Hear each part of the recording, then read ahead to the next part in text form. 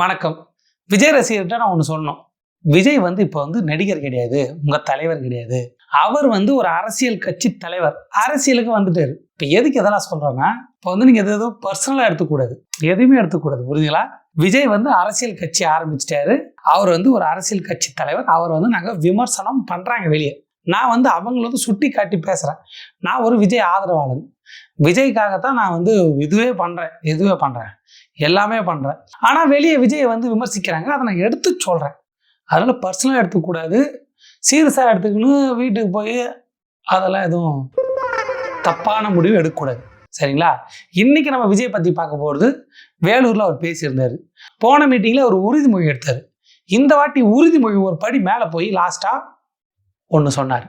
எங்க ஓட்டு விசில் சின்னத்துக்கு தான், யாரையும் நம்பி ஏமாற மாட்டோம், எங்க வார்த்தையிலிருந்து மாற மாட்டோம், இது நிஜம், இது நிஜம், இது சத்தியம்னு சொல்லிட்டு அசிங்கமாயிடும். ஐயோ, என்ன விஜய் சத்தியம் கேட்குறாரு அப்படின்னு நீங்க சொல்றீங்கல்ல, அதனால சத்தியம் சொல்ல மாட்டோம், நிஜம். நிஜம்னா என்ன அர்த்தம்? நிஜம்னா சத்தியம்னு அர்த்தம். இதான் மாற்றமே. இதான் என்ன தலைவர், என்ன வயசு ஆயிடுச்சுன்னா 90 வயசு இருக்குமா உனக்கு, இன்னமும் சத்தியம் வாங்குற?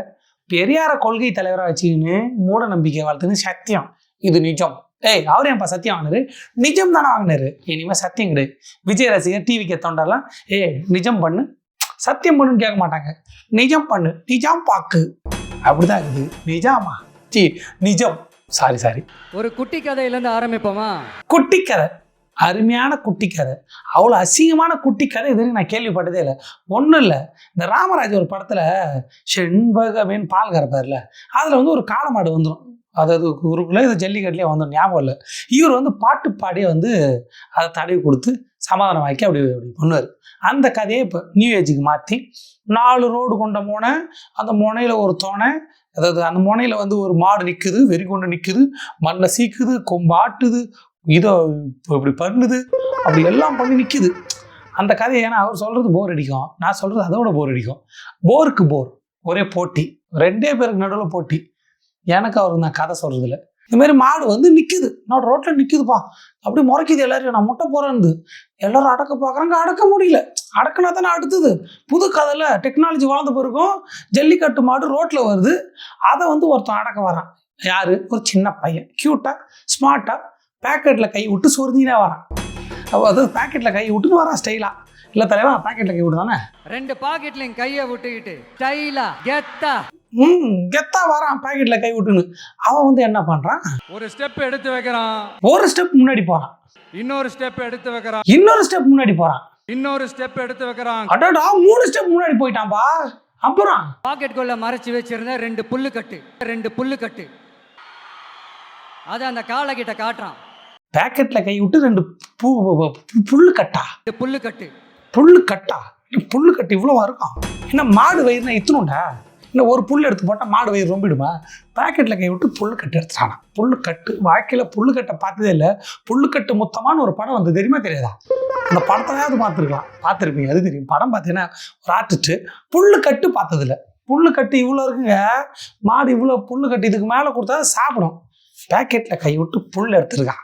என்ன சொல்கிறது? பேண்ட்டில் புல் இருந்துக்குது. எங்கள் பேண்ட்டில் ஒன்றும் சரத்துக்கு இல்லை, எவனோ எழுதி கொடுத்துருக்கான். தலைவா, பேக்கெட்டில் கை விட்டு புல்லு கட்டு எடுத்தான்னு சொல்லி, ஏன் தலைவா, மாடுனா வேறு ஏதாவது குச்சி மிட்டாய், வேறு ஏதாவது மாட்டுக்கு அப்படியே ஒரு அப்டேட் ஆன மாதிரி ஏதாவது பபுள் கம் பேக்கெட்டில் அதான் வைக்க முடியும். புல்லு கட்டை எப்படி பேக்கெட்டில் சொருவ முடியும்? அவ்வளோ பெரிய புல்லா கட்டை, அது பேக்கெட்டில் சொருகிற அளவுக்கு ஒன்றும் சொல்கிறதுக்கு இல்லை. புல்லு கட்டை நீட்டியிருக்கான். அப்புறம் அதை அந்த காலை கிட்ட காட்டுறான். புல்லு கட்டை எடுத்து காளை மாடுகிட்ட காட்டுறான். புல்லை தானே காட்டினான், புல்லை காமிச்சிருக்கான் காளை மாடுகிட்ட, வேற எதுவும் காமிக்கல. அப்புறம் அந்த மாடு என்ன பண்ணிச்சு? காலை அப்படியே சடனா நின்று இருக்கு. ஏன்னா அவன் புல்லை காமிச்சிருக்கான், மாடு சடனா நின்று இருக்கு. நின்று அது மூடெல்லாம் மாறி மாட்டுக்கு மூடு மாறிட்டுக்குது. அவன் புல்லை தானே காமிச்சான், இல்லை புல்லை காமிச்சிருக்கான். புல்லை காட்டின உடனே மாடுக்கு மூடு மாறி அவனை திரும்பி போட்டு பொழந்துக்குது. அப்படிதான் கதை அவர் நினைச்சு. திரும்பி போட்டு பொழக்கும் போது, அவன் தடுக்கும் போது, அப்படி மாட்டை அடக்கும் போது அப்படி நினைச்சேன். அப்படி நடக்கல. அவனை திருப்பி போட்டு கவுத்து போட்டு பொழலாம் பொழக்கல. ஏன்னா அவன் புல்லை காமிச்சிருக்கான். அதனால அது என்ன பண்ணிருக்கு? அந்த புல்லுக்கட்டை சாப்பிட ஆரம்பிச்சிருச்சு. அடடா, பசியில் வந்து அந்த புல்லுக்கட்டை சாப்பிட்டுட்டு ஃப்ரெண்ட் ஆகிட்டுக்குது. அதாவது ராமராஜன் பாட்டு பாடி ஃப்ரெண்ட் ஆக்கின மாதிரி இவர் புல்லுக்கட்டை காமிச்சு ஃப்ரெண்ட் ஆக்கியிருக்கிறாரு. அதானே? ஆமாம், இதுவும் பசி, அதுவும் ஒரு விதமான பசி தானப்பா. கவுத்து போடுறதும் இது, அதாவது புல்லுக்கட்டை கவுத்து போட்டு அங்கு கடிச்சு தின்றதை சொன்னேன், நான் வேறு எதுவும் சொல்ல. இல்லை பாக்கெட்லேருந்து புல்லு கட்டு அப்புறம் மூடு மாறுதுன்றப்போ நான் என்ன பண்ணுறது? ஏன்னா ஒரு இயற்கையாக அது தோணுமா இல்லையா? எது பசி தானே அதுவும். அப்புறம் அங்கே இருக்கிற மக்கள்லாம் என்ன பண்ணி பாராட்டியிருக்காங்க. பாராட்டிட்டு அங்கே ஒரு பெரியவர் வந்து ஒரு அட்வைஸ்லாம் பண்ணியிருக்காரு. நீங்கள் சூப்பர், எப்படி பண்ணீங்கன்னு அப்படி ஒரு கதை அப்படியே போகுது கதை. மாரல் ஆஃப் த ஸ்டோரி என்னென்னா, அந்த மாதிரி என்ன பண்ணி ஒரு காளையை அடக்கணுன்றது தான் மாரல் ஆஃப் த ஸ்டோரி. அந்த காளை யார், அடக்குன அந்த பையன் யார், அப்புறம் அந்த பெரியவர் யாருன்னா, இப்போ அந்த கதையில் அந்த முரட்டு ஜல்லிக்கட்டு காளை தான் நம்ம தமிழ்நாட்டு அரசியல் களம். காளமாடு அரசியல் களம். அந்த பெரியவர் தான் நம்ம தமிழக மக்கள். அப்ரிஷியேட் பண்ண பெரியவங்க தமிழக மக்கள். அந்த பாக்கெட்டுக்குள்ள ஸ்டைலா ஒருத்தன் உள்ள வந்தான் பாருங்க, அவன் தான் நம்ம டிவிக்கே. தற்பெருமா அவருக்கு பிடிக்காது, அது வந்து அந்த கட்சி. இப்போ நான் என்ன கேட்குறேன்னா, காளமாடு அரசியல் களம் ஓகே, நீங்கள் வந்து அடக்கிட்டீங்க, அரசியல் களத்தை அடக்கிட்டீங்க, மக்கள் வந்து பாராட்டி ஓட்டு போட்டாங்க, இதானே சொல்ல வரீங்க? கரெக்ட், நான் புரிஞ்சுக்கிறேன். அது இருக்கட்டும், அந்த புல்லு கட்டி என்ன? காளமாடு அரசியல் காலம், நீங்கள் வந்து அந்த பையன் அடக்கிட்டீங்க, மக்கள் அப்ரிஷியேட் பண்ணி ஓட்டு போட்டாங்க, அந்த புல்லு கட்டி என்ன? அதை சொல்லுங்க. என்ன கொடுத்து அரசியல் காலத்தை அப்படி வசியப்படுத்துனீங்க, இல்லை அடக்குனீங்க, எப்படி ஃப்ரெண்ட் ஆக்குனீங்க? அந்த புல்லை பற்றி சொல்லுங்கள். அது புல்லா இல்லை ஃபுல்லாக ஏதாவது எஃபர்ட் போட்டு பண்ணீங்களா? அது என்ன? அதை சொல்லுங்கள். ஏன்னா ஒரு அறியாத குழந்தைய நான் வந்து அதை கேட்குறேன், வினாவி விடை தேடுகிறேன் நான். பின்ன நீங்கள் கதை சொல்கிறப்ப நான் கவிதை சொல்லக்கூடாதா? அது மட்டும் இல்லை, அந்த கருத்தில் ஒன்று சொல்லுங்க. என்ன சொல்லிங்க? என்ன பண்ணி அந்த ப்ராப்ளமை சால்வ் பண்ணுறான், ஏது பண்ணி அந்த ப்ராப்ளமை சால்வ் பண்ணுறான், அதுதான் விஷயமே, அதுதான் மேட்ரு. அதாங்க மேட்ரில் தான் இருப்பார் எப்பவுமே அவர். அதாவது மேட்ருக்கு வராரு, என்ன பண்ணி ஏது பண்ணி ப்ராப்ளத்தை சால்வ் பண்ணுறீங்க, அதுதான் வந்து அந்த கதையோட கருத்து. சரி, நான் கேட்குறேன், நீங்கள் என்ன ப்ராப்ளத்தை என்ன பண்ணி ஏது பண்ணி சரி பண்ணீங்க? ஜனநாயகம் பிரச்சனையை என்ன பண்ணி ஏது பண்ணி சரி பண்ணீங்க? 41 பேர் இறந்தாங்கல்ல, அந்த ப்ராப்ளத்தை என்ன பண்ணி ஏது பண்ணி சரி பண்ணீங்க சொல்லுங்கள். இப்போ புல்லு கட்டு மாரி என்ன கொடுத்தீங்க சொல்லுங்கள். எந்த பிரச்சனையும் நீங்கள் சரி பண்ணீங்க? உங்கள் சொந்த பிரச்சனை ஜனநாயகன், அதுக்கு என்ன பண்ணீங்க? கேஸு போட்டி, கேஸை வாபஸ் வாங்கிட்டு அப்படியே போயிட்டீங்க. அப்புறம் ஒன்றும் சொல்கிறதுக்கு இல்லை, எல்லோரும் என்ன பண்ணி ஏது பண்ணி, எதுக்கு இந்த கதை? ஏதாவது சொல்லிட்டு போகலாம்ல, பார்த்து படிக்கிறது தானே. வேறு ஏதாவது படிச்சிருக்கலாம். சொந்தமாக கதை சொல்கிறேன், நான் ஒரு கதை சொல்கிறேன், இன்ட்ரெஸ்ட் ஆக்குறேன், புதுசாக ஒன்று ட்ரை பண்ணுறேன், ஏன் இதெல்லாம் எதுக்கு இதெல்லாம்? இந்த மாதிரி அவங்க வந்து விமர்சனம் வைக்கிறாங்கன்னு நான் சொல்கிறேன். நான் வந்து விஜய் ரசிகர், நான் விஜய் ஆதரவாளர். விஜய் ரசிகர்களோ தொண்டர்களோ என்கிட்ட கோச்சிக்கூடாது. ஏன்னா அவர் வந்து அரசியல்வாதி, அப்படி தான் விமர்சனம் வைப்பாங்க. அதை அக்செப்ட் பண்ணி கருத்து சொல்லுங்க. கோச்சிக்கிறது தான் என்கிட்டே கோச்சிங்க, என்கிட்ட கோச்சிக்காதீங்க. நான் வந்து ஒரு விஜய் ரசிகர், நீங்கள் என்கிட்ட கோச்சின்னு நான் வந்து சுருத்தப்படுவேன், வருத்தப்பட மாட்டேன். ஆனால் நான் வந்து உங்கள் எல்லாரையும் நேரில் சந்திக்கணும், நீங்கள் இருக்கிற ஊருக்கே வந்து உங்களை சந்திக்கணும் அப்படின்றது தான் எனக்கு மனசில் இருக்கிற ஒரு பெரிய ஆசை இருந்தால் போய் பாருங்க, யார் வேணான்னா ஆசை இருக்குங்க அவருக்கு. அந்த ஆசையெல்லாம் அடக்கி வச்சிருக்காரு, அதை வந்து இவங்க பார்க்க விடலை. சரி, பார்க்க விடலை, அதுக்கு ஒரு வழி இருக்கணும்ல. நான் எப்படியாவது பார்த்துருவேங்க. இந்த எலெக்ஷன் டைமில் நான் வந்து பிரச்சாரம் பண்ணுன்னு உங்கள் வீட்டுக்கு வந்துடுவேன், நான் பார்த்துட்றேன். இல்லை எல்லாருக்கும் ஃபோன் பண்ணி பேசுகிறேன், இல்லை வீடியோ கால் வரேன், இல்லை ஒரு வீடியோ எடுத்து போய்ட்றேன். வந்து பார்க்கணும் ஆசையாக இருக்குங்க, நான் அது எப்படியாவது பண்ணிடுவேன் அப்படின்னு தானே சொல்லணும். அது கிடையாது. அந்த ஆசை எப்படி அவர் தீர்ப்பார்னா, நம்மளுடைய ஆட்சி அமைஞ்சதும் ஒவ்வொரு கிராமத்துக்கும் நேரடியாக வந்து என்னுடைய சொந்தங்களாகிய உங்க எல்லாரையும் நான் சந்திக்கிறேன். சூப்பர், எப்பேற்பட்ட ஞானம். ஆட்சி அமைஞ்சதும் முதலமைச்சர் ஆனதும் வந்து சந்திப்பார். ஏன்னா சிஎம் ஆகிட்டா ஃப்ரீ டைம் நிறையா இருக்கும், போர் அடிக்கும், அப்போ வந்து உங்களுக்கு நேரில் வந்து சந்திப்பார். ஆட்சி அமைஞ்சதும் நேரில் வந்து சந்திக்கிறேன். ஒரு வேளை அமையலைன்னா அப்புறம் உங்கள் ஆசை என்ன வருது? ஆசை நிராசை ஆகிடாதா? அமையலைன்னா அவ்வளோ தான், கோச்சிங் வெளிநாட்டு போடுவார். ஆட்சி அமையலை நான் பார்க்க மாட்டேன், ஆசையாவது மயிரை தூக்கி போடு, என்ன ஜெயிக்கே வைக்கல நீங்கள், நான் எதுக்கு உங்களை வந்து பார்க்கணும்? வரமாட்டேன். சரி, சும்மா அதை பற்றி சொன்னால் தானே நீங்கள் ஓட்டு போடுவீங்க. ஒரு நல்ல மனுஷனை எப்படி சொல்லணும்? நான் ஜெயித்தாலும் தோத்தாலும் எப்போவுமே மக்களோட தான் இருப்பேன், நான் வந்து இந்த எலெக்ஷன் முடிஞ்சதுக்கப்புறம் உங்களை வந்து பார்க்குறேன் அப்படி சொன்னால் பரவாயில்ல. ஆட்சி அமைஞ்சதும் நேரில் வந்து பார்க்குறேன், ஓட்டு போடுங்க. ஒரு நாள் ஆட்சி அமையலைன்னா கோச்சின்னு போயிடுவேன். ஆட்சி அமைஞ்சது அவ்வளோதான், என்ன கையில் பிடிக்க முடியாது, காலில் பிடிக்கலாம். இப்போ விஜய் சார் ஒரு அறிவாளி பேச்சு பேசுவார், பா அறிவு அப்படியே காது மூக்கு கண்ணு விட பிரிங்கன்னு வரும். எவன் எழுதி கொடுத்தான்னு தெரியல. எனக்கு தெரிஞ்சு என்னை விட சொல்ல முடியாது, உங்க எதிரி இருக்காங்களே அவங்களோட மோசமான வெறுப்புல உங்களுக்கு எழுதி கொடுக்குறதுக்கான்னு நினைக்கிறேன். இவ்வளவு அறிவாளித்தனமா எழுதி தர முடியாது. அர்த்த கர்மமே இல்லை, ஒண்ணுமே இல்லை. என்ன இது, என்ன கர்மம் இது அப்படின்னு எனக்கே தோணலை, அவருக்கே தோணிருக்கு. வேற வழியில பேசியிருக்காரு. அப்படி என்ன பேசினாரு? இதே தமிழ்நாட்டுக்கும் டெல்லிக்குமான ஒரு எலெக்ஷன் அப்படின்னு சொல்றாங்க. இன்னும் கொஞ்சம் மேலே போய் தமிழ்நாட்டுக்கும் என்டிஏவுக்குமான ஒரு எலெக்ஷன் அப்படின்னு சொல்றாங்க. எனக்கு ஒரு டவுட்டு, அந்த குட்டி கதையில ஒரு குட்டி பையன் இருந்தால அவன் பாக்கெட்ல புல்லு மட்டும் இருந்துச்சா இல்லை ரவுண்டா ஏதாவது இருந்துச்சான்னு தேடி பார்த்தீங்களா, உருண்டையா? ஏன்னா அது இல்லாத மாதிரியே இருக்கு. எனக்கு இன்னும் டவுட்டா இருக்கு. அது தேடணும், அது எங்க காணாம போயிருக்குன்னு கண்டுபிடிச்சி சொல்லணும். எனக்கு தோணுது. எதுக்கு இதை சொல்ல வரேன்னா, அதுல NDA, Delhi, BJP, RSS, ADMK சொல்லுங்க. அந்த கதைக்கு இதுக்கு சம்மந்தம் இல்லை, அதை விட்டுருங்க. கண்டென்ட்டுக்கு வாங்க. பிஜேபி சொல்லுங்க பார்ப்போம், ஏடிஎம்கே சொல்லுங்க. பையன் பாக்கெட்ல புல் இருந்துக்குது, கூடவே தேடணும். என்ன பிரச்சனை? அவங்க சொல்றாங்களே ஸ்ட்ரெயிட்டா யாருக்குன்னு, பிஜேபி தான் எங்க எதிரி, பிஜேபி எதிராக தான் நாங்கள் வேலை செய்கிறோம், பிஜேபி வரக்கூடாது, பிஜேபி உள்ளே வந்துடும், இங்கே உள்ளே வந்தால் ஏதாவது பண்ணிவிடும் அப்படின்னு நேரடியாக சொல்கிறாங்களே. ஏடிஎம்கே எதிரின்னு சொல்கிறாங்களே, அவங்க டிஎம்கேன்னு சொல்கிறாங்களே. நீங்கள் சொல்லுங்கள். டிஎம்கே ஸ்டாலின் சார் வருது, என்டிஏ வருது, டெல்லி வருது, BJP, RSS, Amit Shah, Modi. I love Amit Shah, I love Modiji, அது எல்லாருக்கும் தெரியும். இவர் தான், அவரு லவ் அமித்ஷா ஜி, அவரு லவ் மோடிஜி. ஆனால் அதை வெளியே சொல்ல மாட்டார், லவ் உள்ளுக்குள்ளே வச்சிருப்பார். காதலை கடைசி வரைக்கும் வச்சிருந்து சொல்லாமல அந்த இதயம் வெடிக்க போகுது. இதயமே பாட்டில் என் கருப்பா இல்லை. அப்புறம் ஏன் அவர் பிஜேபி சொல்ல மாட்டாரு, நான் மட்டும் இது மாதிரி ஜோக் சொல்லாமல் இருக்கணுமா? சொல்லுவேன். என்ன சார், டெல்லியில் ஏதாவது நிற்க போறீங்களா? அப்புறம் ஏன் தமிழ்நாட்டுக்கும் டெல்லிக்குமான ஒரு எலெக்ஷன் சொல்றீங்க? அப்புறம் இது ஏதாவது பார்லிமெண்ட் எலெக்ஷனா? பிரதமர் பதவிக்கு ஏதாவது போட்டி போடுறீங்களா? அப்புறம் ஏன் அதை தமிழ்நாட்டுக்கும் என்டிஏவுக்குமான ஒரு எலெக்ஷன் சொல்றீங்க? எங்களுக்கு புரியலையே சார், இது என்ன லாஜிக்னு எங்களுக்கு புரியலையே. எனக்கு என்ன லாஜிக்னே புரியல. மூளை பாக்கெட்ல தானே இருக்குது, மண்டையில கிட்டே இல்லையே. இல்லை கேட்குறேன், அந்த பையனுக்கு கேட்குறேன். அந்த கதையில் குட்டி கதையில் சுட்டி பையனை பார்த்து கேட்குறேன். அவன் மூளை பாக்கெட்டில் தானே இருந்துச்சு. இல்லைன்னா சார் கேட்குறது கரெக்டான கேள்வி. ஏன்னா இது பிரதமர் எலெக்ஷன் இல்லையே, இது டெல்லிக்கு இதுக்கான எலெக்ஷன் இல்லையே. அறிவாளித்தனமாக பேசுகிற போகிறீங்க. என்னன்னா இதுக்கெல்லாம் நல்ல ரெஸ்பான்ஸ் எதிர்பார்த்தாரு, எழுதி கொடுத்தான் தப்பு. நான் கூட இதுக்கு முன்னாடியே அந்த ஒரு கேவலமான, அசிங்கமான, அருவருப்பான ராஜ்மோகன் வெளில சொல்கிறாங்களே, அவர் அப்படி கிடையாது. அவர் அழகான ராஜ்மோகன், அவர் தான் எழுதி கொடுத்தாருன்னு நினச்சேன். எழுதி கொடுத்தது யாருன்னா எங்கள் அண்ணன் அறிவாளி ஆதவ அர்ஜுன். அவரால் மட்டும் தான் இப்படி எழுத முடியும். டெல்லி எலெக்ஷன் ஆகுதுன்னு என்ன இது ஒன்றும் புரியலையே. என்டிஏ கூட்டணி இருக்குது, அவங்கள எடுத்து இவங்க பேசுகிறாங்க. இன்னும் என்டிஏ கூட்டணி இங்கே இல்லையா? ஏடிஎம்கே பிஜேபின்னு ஒரு கூட்டணி அமையலையா? அவங்க யாரை மதிக்கிறாங்களோ, யாரை எதிரின்னு பார்க்குறாங்களோ, யாரை ஒரு ஆள் பாக்கெட்டில் வச்ச புல்லுன்னு நினைக்கிறாங்களோ அப்போ தானே அவங்க எதிர்ப்பாங்க. எப்படி உங்களுக்கு பேசணும்னு நினைக்கிறீங்களா? அவங்களுக்கு விருப்பம் இல்லை. என்னமோ அதுக்கு சம்மந்தம் என்ன டெல்லியில் எலெக்ஷனோ, நான் பிரதமர் எலெக்ஷனோ, இன்னும் இதெல்லாம் ஜோக்கா? இதெல்லாம் ஒரு உண்மையாக அதுக்கெல்லாம் பெரிய ரெஸ்பான்ஸ் எதிர்பார்த்துருப்பாரு. அவன் கட்சிக்காரன் அவன் தொண்டரே மதிக்கல. ஒரு கிளாப்ஸில் ஒரு சத்தம் கூட இல்லை, எதுக்கோ கத்துனாங்க, மதிக்கல.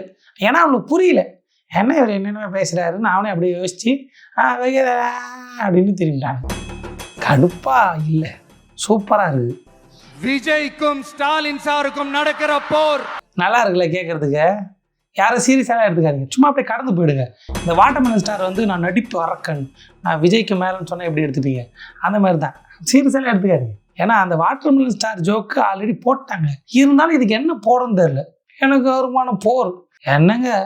அவர் ஒரு சிஎம் ப்ரெஸ்ஸை சந்திக்கிறாரு, நிகழ்ச்சி கூட்டா போய் உட்காந்து பதில் சொல்கிறாரு, வீட்டை விட்டு வெளியே வரல. உங்களுக்கு அவருமான போரா? எப்படி அப்படியே கனவுலே போர் போடுவீங்களா? வீட்டில் உட்காந்துன்னு போர் போடுறீங்களோ இல்லை எங்கேயோ போய் போர் போடுறீங்களோ அதெல்லாம் தெரில. சும்மா கேட்குறதுக்கு நல்லா இருக்குது, சீரியஸாலாம் எடுத்துக்க முடியாது. வேறு எதுனா சொல்லுங்கள். இது வரைக்கும் நடந்த எலெக்ஷன் வேற, இப்போ நடக்க போகிற எலெக்ஷன் வேற. இப்போ நடக்க போகிற எலெக்ஷன் வேற. ஏன்? ஒவ்வொரு 5 இயர்ஸுக்கும் நடக்கிற எலெக்ஷன் மாதிரி இதை நினைச்சிடாதீங்க. ஒவ்வொரு 5 இயர்ஸ்க்கும் நடக்கிற மாதிரி நினைச்சிடாதீங்க. ஒவ்வொரு 5 வருஷம்னு சொல்ல மாட்டார், ஒவ்வொரு 5 இயர்ஸ்க்கும் நடக்கிற எலெக்ஷன் மாதிரி நினைச்சிடாதீங்க. நீங்கள் நினைச்சிடாதீங்க. என்னது 5 இயர்ஸுக்கு இல்லை, 2020 வேர்ல்டு கப் மாதிரி 2 வருஷத்துக்கு ஒருத்தர் நடக்க போகுது. இனிமேல் அப்படி நினைச்சிடாதீங்க. ஏன் நினைக்கக்கூடாது? 50 வருஷத்துக்கு ஒரு வாட்டி நடக்க போற ஒரு எலெக்ஷன் மாதிரி இது. நான் சொல்ல இவர் பயங்கர அறிவாளின்னு. அந்த பேக்கெட்டில் மூளை இருந்துக்குது, இப்போ தான் தெரியுது. 50 வருஷத்துக்கு நடக்கிற மாதிரி எலெக்ஷனா? ஏன் அப்படி நினச்சிக்கணும்? ஏன் அதிசய எலெக்ஷன், அதிசய எலெக்ஷன். அதிசய எலெக்ஷனுங்க இது. அதிசயம், அதிசயம். என்ன அதிசயம் சொல்லுங்க. இதுக்கு முன்னாடி நம்ம என்ன பண்ணுவோம், போய் பூத்தில் தானே போய் ஓட்டு போடுவோம். இப்போ போய் சுகுமார் என் ஃப்ரெண்டு கூட்டு போயிட்டு ஓட்டு போடு. நான் அதை சொல்ல வந்தேன். அதான் அதிசயம். இல்லை அப்படி சொல்ல வரல. பின்ன அதிசய எலெக்ஷனா என்ன விரலை வச்சு அழுத்தாம நாக்கை வச்சு அழுத்த போகிறாங்களா? இல்லை கேட்க தோணுது. அது என்ன அதிசய எலெக்ஷன் எனக்கு ஒன்றும் புரியலையே. 41 பேர் இறந்ததுக்கு அப்புறமும் மேடையில் வந்து சூப்பராக பேசுகிறீங்களா, அது அதிசயம். போன மீட்டிங்கில் கூட ஒருத்தர் இறந்து போயிட்டார். அவர் கூட நேரில் போய் பார்க்கல, அவருக்கு ஒரு வருத்தம் தெரிவிக்கல. அந்த மாதிரி அதிசய எலெக்ஷனாக இது அப்படி இருக்கும். நான் பேசுறதெல்லாம் விஜய் ரசிகர்கள் வந்து சீரியஸாக எடுத்துக்கூடாது. இப்படி தான் படுபாய் பசங்க வெளியே பேசுகிறானுங்க. நான் அதை வந்து உங்களுக்கு எடுத்து சொல்கிறேன். எங்கள் ஐயாவை எனக்கு ரொம்ப பிடிக்கும். நான் ஒரு விஜய் ரசிகன். I love Modi ji, I love Amit Shah ji, I love Vijay ji. அதனால் என்கிட்ட கோச்சிக்காதீங்க. இவர் அரசியல்வாதி, விமர்சனம் வரும், கேட்டுதான் ஆகணும். ஒரு எலெக்ஷன்ல அவங்களோட எதிரிகளை தான் எதிர்ப்பாங்க, அப்படிதான் எதிர்ப்பாங்க. அதுதான் யதார்த்தமும் கூட. யதார்த்தம், யதார்த்தத்தை ஏன் சொல்றீங்க? யதார்த்தம் இல்லாத சொல்லுங்க. பின்ன எதிர்ப்பாங்க. பின்ன வேற எதிரியை கூட்டி கட்டுப்பிடிச்சி மொத்தமாக கொடுப்பாங்க. எதிரியை தான் எதிர்த்து ஜெயிக்கணும். இதெல்லாம ஒரு பாயிண்ட்டு. அதுக்கு அடுத்து இருக்கு பாயிண்ட்டு. எதிரியை வந்து எதிர்க்கிறாங்க, சரி. ஆனா இந்த எலெக்ஷன்ல தான் ஒட்டு மொத்தமா எல்லாருமா சேர்ந்து ஒருத்தனை எதிர்க்கிறாங்க. அந்த ஒருத்தன் யார் சார்? ஒட்டு மொத்தமா எல்லாம் சேர்ந்து ஒருத்தனை எதிர்க்கிறாங்க. அந்த ஒருத்தர் யாரு? ஒட்டு மொத்தமா எல்லாருமா சேர்ந்து இந்த விஜயை எதிர்க்கிறாங்க. எல்லாரும் சேர்ந்து விஜய் எதிர்க்கிறாங்க. லூசு மாதிரி எழுதி கொடுத்துக்கிறாங்க. என்ன இதெல்லாம்? ஏன் சார் எழுதி கொடுத்தா? என் தலைவனுக்கு இப்படி எழுதி கொடுக்கலாமா? எவனோ லூசு கருமம் கண்ணாபின்னு எழுதி கொடுத்து என் தலைவன் மானத்தை வாங்குறான். பின்ன எல்லாரும் சேர்ந்து உங்களை எதிர்க்காம வாங்க வாங்க விஜய் வாங்க, விஜய் எலெக்ஷன் நிற்கிறீங்களா? நாங்களும் நிற்கிறோம், நீங்களே ஜெயிச்சிங்க, எதிர்க்கல, வாங்க கை கொடுக்க. எதிர்க்கவே மாட்டோம் நாங்களே. உங்கள் கூட யாரும் கூட்டணி இல்லை. அப்போ கூட்டணி இல்லைனாலே எல்லாம் எதிர்ப்பாங்க தான், எதிரி தான். இப்போ நீ தான் ஆரம்பத்தில் சொன்னீங்க எல்லாரும் எதிர்ப்பாங்க, எதிரிகளை எதிர்ப்பாங்க, அது வந்து ரொம்ப நார்மலாக இது நீங்கள். இப்போ உங்களை எதிர்த்த உடனே அப்படி அழுவுறீங்க, கதறி எல்லாரும் என்ன எதிர்க்கிறாங்க, என்ன பண்ணோம்? வாப்பா விஜய் வாங்க வாங்க வந்து நின்றுருக்கு, எங்கள் கட்சிக்காரில் உங்களுக்கு ஓட்டு போட சொல்லிடுறோம் அப்படி சொல்லணுமா? எல்லாரும் என்ன எதிர்க்கிறாங்க. என்னங்க இதெல்லாம்? என்னங்க எதிரிங்க நீங்கள்? இப்போ எலெக்ஷனில் மற்ற எல்லா கட்சிக்கும் நீங்கள் எதிரி. அதனால உங்க எதிர்ப்பாங்க தான். வேற என்ன பண்ணுவாங்க? எனக்கு புரியல. என்ன எதிர்பார்க்குறீங்க? ஒரு கட்சி ஆரம்பித்து எலெக்ஷன் சந்திச்சா என்ன எதிர்பார்க்குறீங்க? வாங்க சார் எல்லாரும் வித்ட்ரா பண்ணிடுறோம், யாருமே எலெக்ஷன் இல்லை, இது விஜய் நீங்களா அப்போ விடுங்க, கட்சியை கழிச்சிடறோம், ஜெயிச்சிருங்க அப்படி சொல்லுங்க. உங்கள் கூட்டணி கட்சி உங்கள் கூட இருக்கிறவங்க எதிர்த்தா பரவாயில்ல. என்னங்க எதிரி தானே எதிர்ப்பீங்க? கூட்டணியில் இருக்கிற என்ன எதிர்க்கிறீங்க? கூட்டணியில் இருக்கிற விஜய் எதிர்க்கிறீங்கன்னு கேட்டால் ஒரு நியாயம் இருக்குது. ஒருத்தவங்க கூட கூட்டணிக்கு வரல, மதிக்கலை, எல்லாம் எதிரில் நிற்கிறாங்க. எதிரி எதிர்க்காம வேற என்ன வேணும்? எல்லாரும் விஜய் எதிர்க்கிறீங்க. இதெல்லாம் சத்தியமாக சொல்கிறேன், மட்டிக்கரம் தான் இதை எழுதி கொடுத்துருப்பான். சும்மானாச்சும் படித்து இது கரெக்டாக இருக்கா, லாஜிக்காக இருக்கா, மீனிங்ஃபுல்லாக இருக்கா, ஸ்டேஜில் அப்படியே பர்ஃபார்ம் பண்ண தலைவா. அப்போ ரிஹர்சல் பார்த்துட்டு வா, படித்து மனப்பாடம் பண்ணி அர்த்தம் கேள்வி எழுதி கொடுத்தோட்டே இது என்ன அர்த்தம்? ஏன்னா உனக்கு தமிழ் தெரியுமான்னு தெரில. இது வந்து பேசுகிற நியாயமாகுதா, கரெக்டாக இருக்குதா, மீனிங்ஃபுல்லாக இருக்குதா, அதெல்லாம் கேட்கணும். சும்மா ஸ்டேஜில் ஒரு 25 பக்கம் பேப்பரை வச்சுக்கின்னு அப்படியே பேசக்கூடாது. அப்படி பேசுறதால வர விளைவு இதெல்லாம் அர்த்தமே இல்லாத பேச்சு. ஏன்னா இந்த விஜய் ஊழலை எதிர்க்கிறான், லஞ்சத்தை எதிர்க்கிறான், மக்களோட மக்களா நிற்கிறான், அந்த மக்கள் அவன் கூட நிற்கிறாங்க. அந்த காண்டு பூண்டு நோண்டு எவன் இதெல்லாம் எழுதி கொடுத்துனுக்குறான்? நல்லாவே இல்லை தலைவர், சத்தியம் சொல்கிறேன். மனசு கஷ்டப்பட்டு நான் பேசுகிறேன், எனக்கு வலிக்குது உண்மையாகவே. அந்த காண்டான் ஏங்க 1.5 கோடி ரூபா ஃபைனை வச்சுக்கின்னு ஊழலை பற்றி பேசுகிறீங்க. ஏன்பா இந்த ஊழல் டாபிக் கொஞ்சம் நோத்து. எனக்கே 1.5 கோடி ரூபா ஃபைன் இருக்குது, அதை நான் முடிச்சுட்டு வந்து பேசுகிறேன். இல்லைனா நான் இதை பேசுகிறேன்னா பார்க்குறேன் வந்து என்னை மானம் கட்டவன் என்ன, இவனே ஒரு 1.5 கோடி ரூபா ஃபைன் வச்சுருக்கேன், வெக்கமே இல்லாமல் ஊழலில் பேசுகிறான். கொஞ்ச நாள் ஊழலை தள்ளி வச்சுட்டு வேறு டாபிக் பேசலாம் அப்படியே சொல்லு தலைவா. ரொம்ப மனசு வலிக்குது. வலி மனசில் ஆரம்பிச்சு அப்படியே கீழே போய் கால் வழியாக போய் தரையை தொடுது, அவ்வளோ வலி. வேணாம் தானே சும்மா காண்டு நோண்டுன்னு. ஆனால் அவங்களுக்கு தெரியாது, என் மேலே அவதூறு பரப்புனா அது மக்கள் மேலே அவதூறு பரப்புற மாதிரின்னு. எனக்கு அரசியல் தெரியலன்னு சொன்னா அது மக்களுக்கு அரசியல் தெரியலன்னு சொல்ற மாதிரின்னு. என்ன அசிங்கமா பேசுனா அது மக்கள் அசிங்கமா பேசுற மாதிரின்னு. வாவ், புதுசு, வெரி ஃப்ரெஷ், லைஃப்லேயே ஃபர்ஸ்ட் டைம் கேட்குறேன். அதாவது இவரை யாராவது அசிங்கமாக பேசுனீங்கன்னா அது மக்களை பேசுகிற மாதிரி அப்படின்னு யார் சொல்கிறா? அவரே சொல்கிறார். சூப்பர் தலைவா, அப்படியே மானக்கேடாக இருக்குது எனக்கு. ஏன்னா வெளியே கேட்குறானுங்க பாரு கேள்வி, தாங்க முடியல. எவனாவது கொஞ்சம் இருக்கிறவன் இப்படி பேசுவானே? நம்ம மேலே பாயிற அம்ப அப்படியே டிவியேட் பண்ணி மக்கள் மேலே திருப்பினா அவன் தலைவன் கிடையாது. மக்கள் மேலே விழுற அம்ப அப்படி உள்ளே போய் ஏங்கன்னு காப்பாற்றுறவன் தான் தலைவன். அப்படி தான் தலைவர் பேசணும். மக்கள் அசிங்கமாக திட்டினா அது என்ன திட்டுற மாதிரி அப்படி சொல்லணும். என்ன திட்டினா மக்களை திட்டுற மாதிரி. உங்களுக்கு தெரியாதா? மக்கள் கோவப்படுங்க. என்ன திட்டினா உங்களை திட்டுற மாதிரி ஏற்றி விட்றான், கிள்ளி விட்றான். ஏய் என்ன திட்டுறான், உன்னை திட்டின மாதிரி ஏஞ்சி சண்டை போடு. அசிங்கமான வேலை. மக்களை திட்டுற, ஏய் நான் வருவேன், நான் சண்டை போடுவேன். என் மக்களை தப்பாக பேசினேன், என் ரசிகரை தப்பாக பேசினேன், என் தொண்டரை தப்பாக பேசினா நான் வருவேன். அப்படி தான் சொல்லணும். என்ன திட்டினா என் தொண்டரை திட்டுற மாதிரி, என்ன திட்டினா மக்களை திட்டுற மாதிரி. மக்கள் எனக்காக போய் சண்டை போடுங்க, எனக்காக முன்னாடி நில்லுங்க, ஏன்னா நான் ஒரு கோழை உங்களுக்கு பின்னாடி ஒழிஞ்சிப்பேன். அந்த மாதிரி இருக்குது. எழுதி கொடுத்த நாயை கூட்டு வச்சு கழுத்தில் 2 வைங்க. இப்படி எழுதி கொடுக்காத. நான் படிக்க மாட்டேன்ற திமிரில் என்ன எழுதி கொடுப்பியா? நெக்ஸ்ட் டைம் நான் படிப்பேன், படிச்சுட்டு உன்னை வந்து பனிஷ்மெண்ட் கொடுப்பேன் அப்படி சொல்லுங்கள். நல்லாவே இல்லை தலைவா. இந்த விஜயும் மக்களும் வேறு வேறு இல்லை. இந்த விஜயும் மக்களும் ரத்தமும் சதையும் மாறி, உடலும் உயிரும் மாறி. பழைய டைலாக்.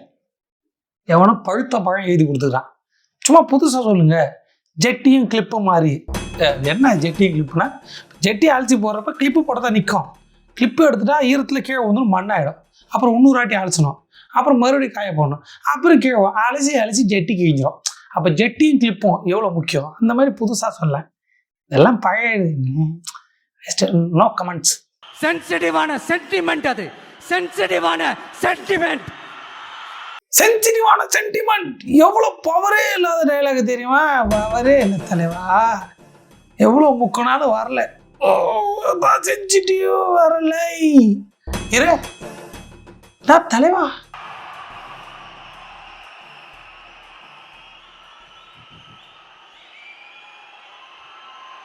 என்ன தலைவா அழுவுறதா? இதுக்கா சென்சிட்டிவான சென்டிமெண்ட்? என்ன இதெல்லாம்? என்ன தலைவா எங்க போற? தலைவா எங்க போற? ஓ என்ன சளி சிந்த போறியா? தும்மல் வந்துச்சு நினைச்சேன். இல்லை சளி சிந்த போற. நாகரிகமான மனுஷன் அப்படி ஓரமாக போய் சிந்திட்டு வர்றாரு பாருங்க. கரெக்ட். இதாயா நாகரீகம். என் தலைவங்கிட்ட நாகரீகத்தை கத்துங்க. ஓகே தலை, சிந்திட்டியா? சாரி.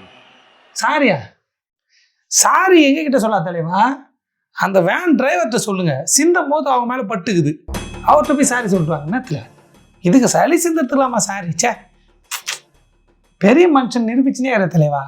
இதாங்க நாகரிகம். தும்மல் வந்தா அப்படி ஓரமாக போய் தும்மணும், சளி வந்தா அப்படி ஓரமாக போய் சிந்திட்டு வரணும். அதான் வந்து ஒரு தலைவருக்கு அழகு. ஆஹா, எப்பேற்பட்ட பண்பு, சளி பண்புகள். ஓ தலைவா அழுவுறியா தலைவா? நான் கூட தும்மல் வருதுன்னு நினைச்சேன். அழுவுறியா தலைவா? 41 பேர் இறந்த பிறகு கூட நீ கண் கலங்காத கல் மனுஷன். இப்போ கூட போன மீட்டிங்கில் ஒருத்தர் இறந்தாரு, அது கூட அழுவல.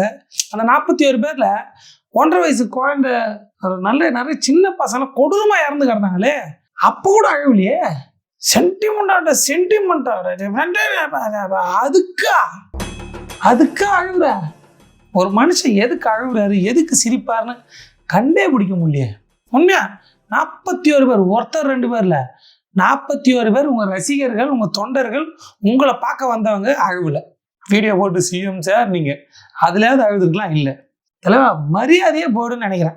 இல்லை என் மேலே இருக்கிற மரியாதை போயிடும் பொழுது நான் ரொம்ப தப்பாக இருக்கிறேன். எனக்கு அது மட்டும் தெரியுது.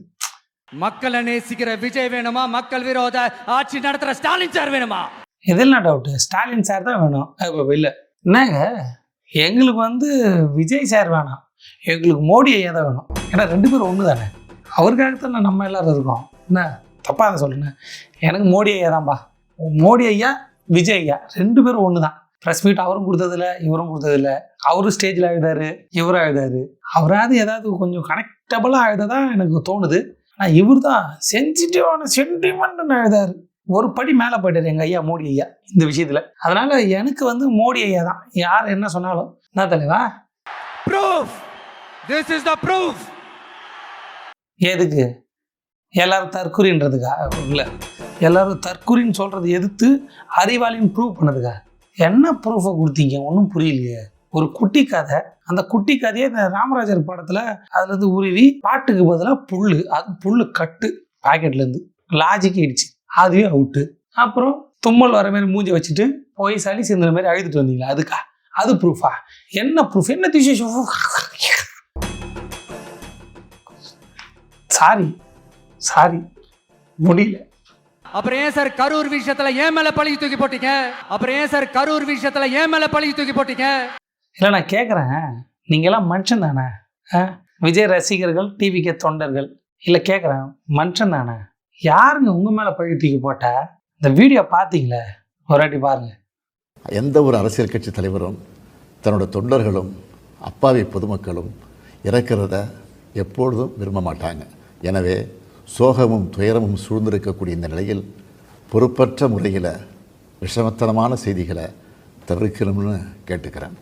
எப்படி பேசியிருக்காரு, இதுல எங்க பழைய தூக்கி போட்டாரு? மனுஷனா நீங்களா? நீங்கள் தான் வீடியோ போட்டீங்க. என்னென்னு சிஎம் சார் அந்த வீடியோ கூட போட விரும்பல, அதை திரும்ப நான் பார்க்க விரும்பல.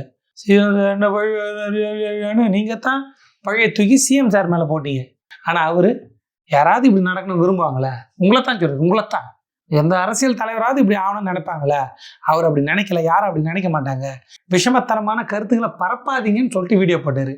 நீங்கள் சிஎம் சார் நான் வீட்டில் இருப்பேன், இல்லை வீட்டுக்கு கீழே இருப்பேன், இல்லை வீட்டுக்கு பின்னாடி இருப்பேன், மாந்தோப்பில் இருப்பேன், புளியாந்தோப்பில் இருப்பேன், வந்து பாருங்கள், பழி வாங்குது என்ன வாங்குங்கன்னு அசிங்கமான வீடியோ போட்டீங்க. இப்போ அசிங்கமாக அருவருப்பாக பேசுகிறீங்க. விஜய் ரசிகர்கள், டிவிக்கு தொண்டர்கள், மனுஷனாக தான் அதுக்கு பதில் சொல்லுங்கள். கரூர் சம்பவத்தில் எப்போ சிஎம் வந்து பழிய போட்டார்? ஆதாரத்தை கொடுங்க. சரி, அவர் பழிய போடல, நான் கேட்குறேன், கரூர் சம்பவத்துக்கு யார் காரணம்? யார் பொறுப்பேற்றுக்கணும்? யாரை பார்க்க வந்து 41 பேர் இறந்தாங்க? யார் லேட்டாக வந்தாங்க? யார் 12 மணிக்கு வருவோன்னு சொல்லிட்டு 7 மணிக்கு வந்து யார் கூட்டத்தை அதிகப்படுத்தினா? யார் கூட்டத்து நடுவில் வண்டியை விட்டா? யார் காரணம்? யார் செருப்பை தூக்கி அடித்தோம் கண்டுக்காமல் பேசி நடந்தா? யார் அது எல்லாரும் இருக்கான்னு யார் கேட்டா? யாரோட ரசிகர்கள், யாரோட தொண்டர்கள்? யார் ஹாஸ்பிட்டலில் போய் பார்த்தா? யார் பயந்து வீட்டுக்கு தெரிச்சு ஓடனா? கேட்கணும்னு தோணுது, முடியல. 41 பேர் இறந்தாங்க, போய் ஹாஸ்பிட்டலில் கூட பார்க்கல, அவங்க வீட்டுக்கு கூட போய் ஆறுதல் சொல்லல. எஃப்ஐஆரே உங்கள் மேலே போட்டுக்கிறாங்க, உங்கள் கட்சிக்காரன் மேலே போட்டுக்கிறாங்க. இதில் பழையத்துக்கு அவர் மேலே போட்டாங்க. சிபிஐட்ட போய் கேளுங்க, சிபிஐ சொல்லுங்கள், சிபிஐ சார் எதுக்கு எங்கள் மேலே பழையத்துக்கு போட்டு எஃப்ஐஆர் போட்டிங்கன்னு சொல்லுங்க. சிபிஐ விசாரணைக்கு எதுக்கு நீங்கள் போட்டீங்க? பழையத்தை தூக்கி போட்டாங்களா? பழி போட்டாங்க, நாங்கள் இல்லைன்னு சொல்ல வேண்டியது தானே? பா, பெரிய மனுஷன்ற மரியாதையே போயிடுச்சு எனக்கு. என் மேலே இவர் பெரிய மனுஷன் தான், சூப்பர். கொஞ்ச நாளைக்கு முன்னாடி கற்பனையா ஒரு விஷயம் ஒன்று சொன்னேன். முதல்வர் கூட விசில் சின்னத்துக்கு தான் வாக்களிப்பாரு அப்படின்ட்டு கற்பனையா ஒன்று சொன்னேன். கற்பனையா ஒன்று சொல்லலை, அது பேர் பொய். கற்பனையா சொல்லலாமா? யார் ஒன்று என்ன ஒன்று சொல்லலாமா? அது பேர் பொய், அவதூறு இல்லையா? அப்போ நீங்கள் கற்பனையா ஒன்று சொன்ன, நான் ஒன்று கற்பனையா சொல்லுவா? கற்பனையாக ஒன்று சொல்கிறேன். 41 பேர் இறந்தப்ப ஒருத்தவர் கடைக்கண்ணு வீட்டுக்கு போய் ஃபோன் எடுத்து படத்தை பார்த்து யார் செத்தான்னா யார் உயிரிழந்தன ஆடுறா 4-6ன்னு கிரிக்கெட் மேட்ச் பார்த்தாருன்னு சொல்லவா? யாரோ ஒருத்தர் கற்பனையா? அப்போ கற்பனையெல்லாம் சொல்லக்கூடாது, அது நாகரிகமற்ற செயல்.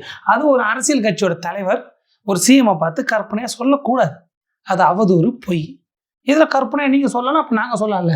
இப்போ என்ன தான் கேள்வி கேட்பீங்க, என்னப்பா இப்படி பேசுகிற, என்னப்பா அப்படி பேசுகிறேன்னு. ஒரு அரசியல் கட்சி தலைவர் போய் பேசுகிறாரு, மாற்றி மாற்றி பேசுகிறாரு, கற்பனையாக பேசுகிறாரு. இப்போ உதாரணத்துக்கு என் மாமா சீமான் இருக்கட்டும், பொது மேடையில் மூத்திரங்கத்திரம் பேசுகிறாரு. அப்புறம் அவங்க கட்சிக்காரங்க எல்லாம் கண்ணாபின்னான்னு பேசுகிறாங்க. ஒரு கட்சியை வச்சு கட்சியில் பொறுப்பில் இருக்கிறவங்க, மக்களுக்காக வேலை செய்கிறவங்க, அவங்களே பொறுப்பாக நாகரிகமாக பேசாதப்ப நான் மட்டும் எதுக்கு அப்படி பேசணும்? நான் சாதாரண மனுஷன், நான் அப்படி பேச மாட்டேன். பொறுப்பில் இருக்கிறவங்கள பொறுப்பாக பேச சொல்லுங்கள், நான் கேள்வி கேட்பேன் அப்படின்னு கொஞ்சம் உணர்ச்சி வசப்பட்டேன். உணர்ச்சியை கம்மி பண்ணிவிட்டு உணர்ச்சியை கட்டுப்படுத்துகிறேன். உணர்ச்சியை கட்டுப்படுத்திட்டு அமைக்க வைக்கிறேன். இது மைக்க. நிஜமாவே நமக்கு ஆதரவா ஒரு கோஷத்தை எழுப்பியிருக்கிறாங்க. ஆதரவுக்கு ரோஷம் வருது, ஆதரவாக கோஷம் எழுப்பியிருக்காங்க. என்ன அது ஆதரவா ரோஷம் கோஷம்? எங்க வாக்கு சாவடி வெற்றி வாக்கு சாவடியா? அதுக்கு அர்த்தம் என்ன தெரியுமா? தெரியுமே, தமிழில் தானே சொல்லியிருக்காங்க. அது எப்படி அர்த்தம் புரியாமல் போவான்? இப்போ ஒருவேளை எங்கள் வாக்காச்சா வாக்காச்சா அப்படின்னு பேசுனாங்கன்னா அர்த்தம் புரியாமல் இருக்கலாம். ஃப்ரெஞ்சு சைனீஸ்னு சொல்லலாம், அதுக்கு நீங்கள் அர்த்தம் சொன்னால் கரெக்டாக இருக்கும். எங்கள் வாக்குச்சாவடி வெற்றி வாக்குச்சாவடி, புரியுது? ஓ, புது அர்த்தம் ஒன்று இருக்குதுப்பா, புதுசு. இவர் புதுசாக பேசுவார்ல, எங்க வாக்கு சாவடி விஜய் வாக்கு சாவடின்னு அர்த்தம். அப்படி அர்த்தம் யார் சொன்னா? இவரா சொல்றாரு, அவரே கண்டுபிடிச்சாரு. எங்க வாக்குச்சாவடி வெற்றி வாக்குச்சாவடினா எங்க அப்படி நான் சொல்றேன், அவர் அப்படி சொல்லலையா? அவர் என்னென்னவோ பேசுறப்ப நான் என்னென்ன பேசக்கூடாது பின்ன கடுப்பா இல்லை? அதையே திரும்ப திரும்ப சொல்லுவேன். எங்க வாக்குச்சாவடி வெறி வருது. தமிழை பேசுறதுக்கு அர்த்தம் புதுசா சொல்றேன்னு அசிங்கமா சொல்லி அவமானமாகி, தலைவா இதெல்லாம் பேசுறது ஒரு தலைவர் பேசுறதா? இதுக்கு அது அர்த்தமா இருக்குதா? ஃபர்ஸ்ட் எங்க வாக்குச்சாவடி அர்த்தம், ஐயோ அர்த்தம் கண்டுபிடிச்சாரா தமிழ் புலவர். அறிவாலயம் பக்கத்துல யாரு நடந்து போனாலும், அறிவாலயம் பக்கத்துல யாரு நிழலுக்கு ஒதுங்கினாலும் கூட்டணியில சேர்த்துக்கிறாரு. கேட்குறாங்க, சேர்த்துக்கிறாரு. அவர்னா யாரோ மாதிரியா? நாங்கள் ஆட்சியில் பங்கு தரோம், நாங்கள் இதில் பங்கு தரோம், அதில் பங்கு தரோம், வருவாங்க இல்லையோ அவங்களுக்கு நாங்கள் ஏதாவது கொடுக்கணுமா இல்லையான்னு அசிங்கமான டைலாக் பேசி அழுது புரண்டு காலில் விழாத குறைய கெஞ்சி என்னென்னமோ பேசி பார்த்து என்னென்னமோ செஞ்சு பார்த்து ஒரு தாக்கா கட்சிக்கார கூட வந்து சீண்டாமல் தனிமரமாக இருக்கிறதுக்கு அவர் யாரோ மாதிரியா இல்லை. அவர் சிஎம், அவர்கிட்ட கேட்குறாங்க, சேர்த்துக்கிறாரு. உங்ககிட்ட கேட்டாங்கன்னா சேர்த்துங்க. அதுக்கு உங்களுக்கு பாக்கெட்டில் புல் இருக்கா மாட்டுக்கு கொடுக்கறதுக்கு? இல்லை புல்லு கூடிய 2 புல் கட்டு இருக்கான்னு கேட்க வந்தேன்.